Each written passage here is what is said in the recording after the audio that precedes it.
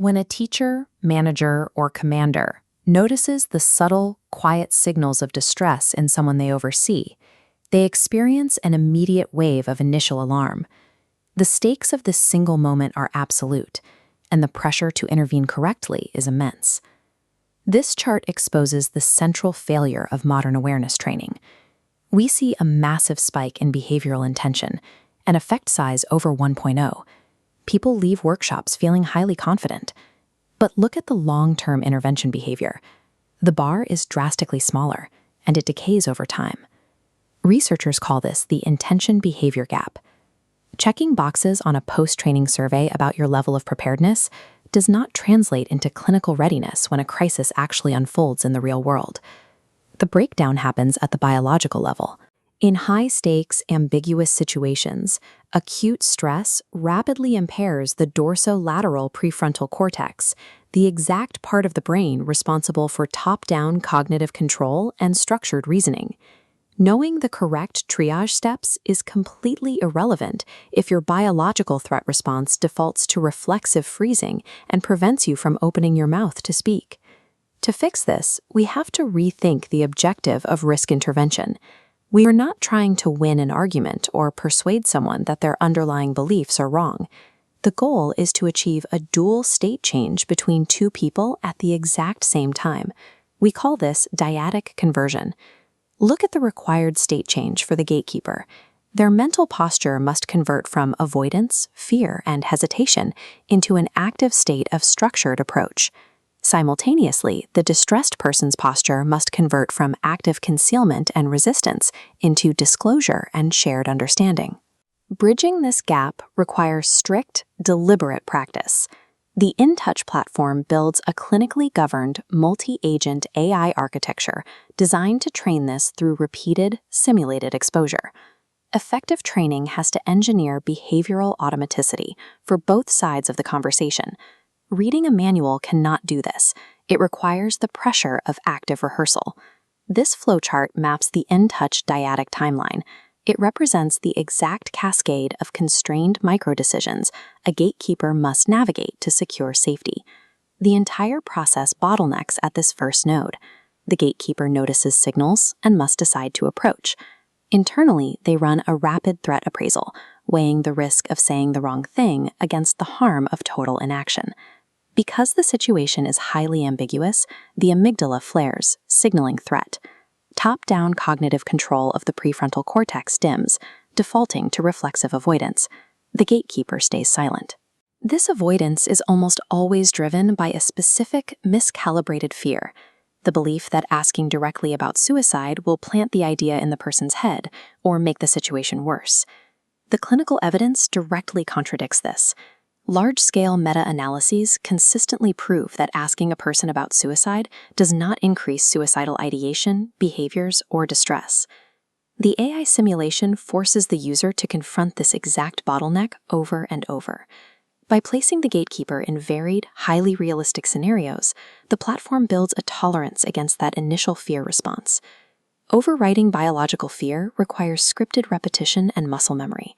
Good intentions alone will not get you past the first node of the flowchart. Once the gatekeeper initiates contact, they must progress down the timeline to active engagement. This phase strictly requires direct inquiry. The AI simulation does not allow you to rely on vague hints. You cannot ask, "Are you thinking of doing something silly?" The system penalizes avoidance, forcing the user to type out explicit, direct questions about suicide. In the background, the multi-agent architecture is constantly parsing the gatekeeper's language, actively scanning for signs of conversational evasion or a lack of clarity.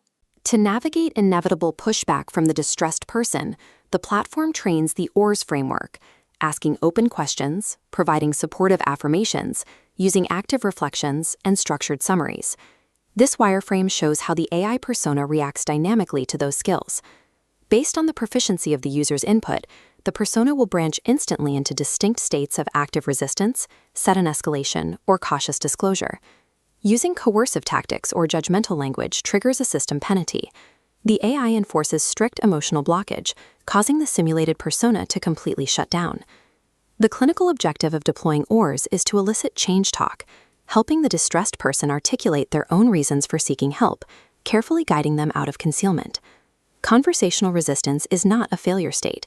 It is a dynamic variable the AI actively manipulates to train the gatekeeper's empathic agility under pressure.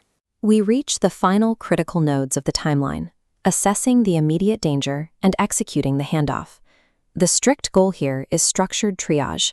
The gatekeeper's job is to secure immediate safety, actively separating this role from attempts to provide clinical therapy or solve underlying trauma. The platform introduces the Columbia Suicide Severity Rating Scale, or CSSRS. This standardized framework is used to accurately measure ideation, planning, and intent. To maintain safety boundaries, the AI assigns immutable risk levels to its personas. This prevents a trainee from using a false sense of clinical authority to declare someone safe when they require immediate escalation. The final step is the warm referral. This means coordinating with resources and actively accompanying the person, rather than simply handing over a hotline number. This operational step is where real-world interventions frequently collapse. Gatekeepers experience emotional fatigue, or they hit friction within their own organizational reporting systems. The entire conversation succeeds only if it ends in a concrete, actionable handover to professional care, governed by strict escalation protocols. Training a single gatekeeper is a behavioral challenge. Assessing delicate, high-stakes conversational skills requires careful UI design. Goodhart's law states that when a measure becomes a target, it ceases to be a good measure. If you impose rigid, real-time AI scoring, users learn to game the system. They will spam clinical keywords just to farm points, entirely abandoning the practice of authentic, empathic listening. To prevent this metric decay, the AI feedback agent uses debriefing with good judgment. It avoids putative breeding rubrics, focusing instead on reflective feedback and conversational coherence. Treating human empathy like an arcade high score destroys the exact cognitive mentalizing networks the simulation is trying to build.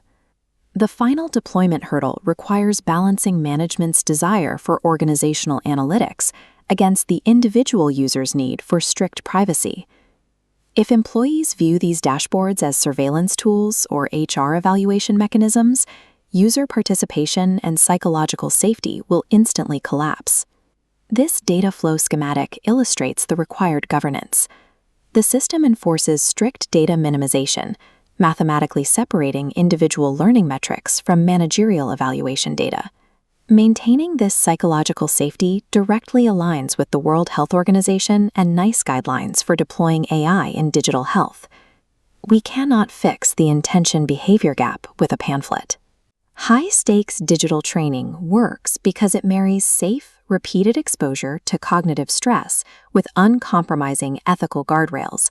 A crisis conversation resolves only when both people transition from fear into alignment.